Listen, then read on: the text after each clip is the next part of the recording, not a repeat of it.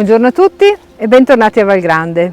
Oggi mi trovo qua fuori in questo piccolo frutteto di mele e di pere cotogne e ho iniziato la raccolta di questi frutti che, continuando nel mio percorso di ricerca e nel tentativo di portare sempre le stagioni all'interno dei nostri menù e soprattutto di portare la stagione all'interno dell'agriturismo, sono venuta a raccogliere questi frutti che utilizzerò anche per questa settimana.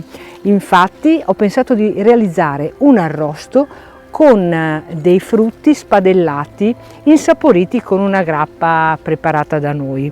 Se siete curiosi di assaggiare i menù proposti per questa stagione, io vi invito innanzitutto a continuare a seguirmi attraverso i nostri social e poi vi invito a prenotare il vostro tavolo attraverso i contatti che potrete trovare tra le pagine social dove noi siamo presenti o che potete trovare anche tra le pagine del nostro sito.